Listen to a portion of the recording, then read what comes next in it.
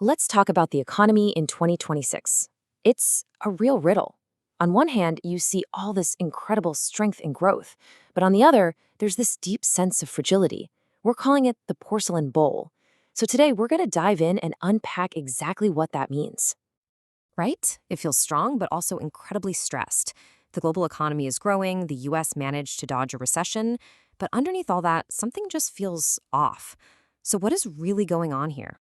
And that brings us right to our big idea for today, the porcelain bowl. Picture it. From a distance, it looks powerful, right? A charging bowl full of momentum.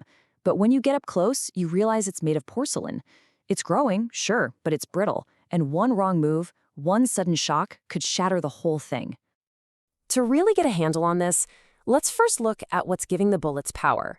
Because that growth, it's not an illusion. It's being driven by two absolutely massive engines. Okay, so the first engine is just mind-bogglingly huge. You've got the tech giants, your Amazons, your Metas, these so-called hyperscalers, and they are pouring over $400 billion into building out AI infrastructure. I mean, just think about that number. This isn't just some small trend, it's a foundational economic force. And here's the key takeaway. This spending spree has essentially created a second engine for the US economy. For decades, the story was always about the American consumer. But now, this massive wave of AI investment is right there alongside consumer spending, holding up GDP, and, frankly, hiding some pretty serious weakness in other parts of the industrial sector. And this investment is already paying off in a huge way. We're talking real, tangible gains. Just look at this, a staggering 4.9% jump in productivity in late 2025. AI is letting companies churn out more stuff with fewer workers. And that efficiency boom is, at least for now, the reason the markets are justifying these sky-high valuations. But that AI engine, it's not working alone. A massive piece of government legislation has just entered the game, and it is fundamentally changing the rules for pretty much everyone. We're talking about the One Big Beautiful Bill Act, or OBBBA for short. And the scale here is just immense.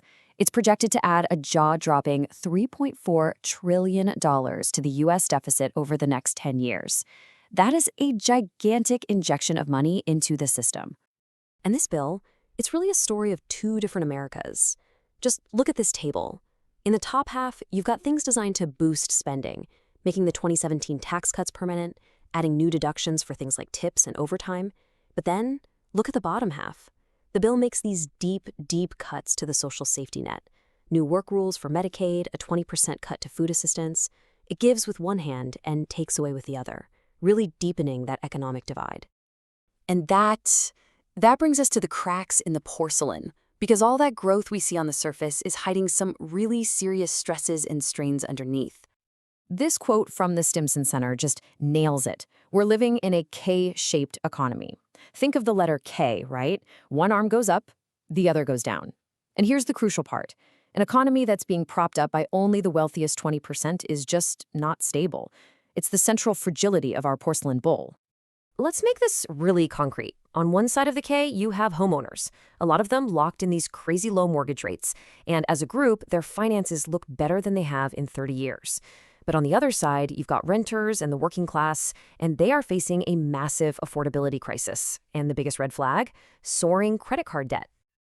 And this chart, wow, it makes that divide crystal clear. Just look at the difference. Mortgage delinquencies, they're basically zero, less than 1%. But credit card delinquencies have shot up to over 11%. That's getting dangerously close to the levels we saw back in the 2008 financial crisis. This is where the pressure is really building. And putting this into historical context really tells the story. See, overall, household balance sheets are way healthier than they were in 2008. The system-wide risk for mortgages just isn't there this time. But the crisis point has moved. The problem in 2026 isn't the housing market, it's the high-interest credit card debt being carried by the people who can least afford it. Here's another crack for you. Some of that strong economic data we saw recently, it wasn't exactly real. It was basically pulled forward from the future. Everybody knew new tariffs were coming, so businesses and consumers went on a spending spree in 2025 to buy things before the prices went up. It created this temporary, kind of artificial boost to growth. And this is all happening in a completely new world. For decades, the name of the game was global efficiency. Make stuff wherever it's cheapest. Now the new motto is fragmented resilience. With all the geopolitical tension, countries are way more focused on making sure their supply chains are secure, not just cheap. It makes us safer from shocks, for sure, but it also keeps pushing prices up. So where does all this leave us? Well, it leaves us in a standoff, a really uneasy equilibrium, where these powerful forces of growth are pushing up against some equally powerful fragilities. So here's a snapshot of that standoff. Inflation just won't go away. It's stuck stubbornly above the Fed's 2% target. The job market has cooled into this weird low-hire, low-fire zone where companies are holding on to the workers they have, but not really hiring new ones. And because of big shifts in immigration, the economy needs way fewer new jobs each month just to keep things stable. And what does that all mean? It means the Federal Reserve is stuck. They've hit the pause button on rate cuts, and now they're just on the sidelines, watching this whole tense situation play out. So that is the Porcelain Bull of 2026. It's being powered by AI and a fire hose of government money, but it's fractured by deep inequality and all these hidden stresses. Which brings us to the one big question we're left with. Is this resilience we're seeing real, or is it all just an illusion waiting to shatter? Which one is going to define the year ahead?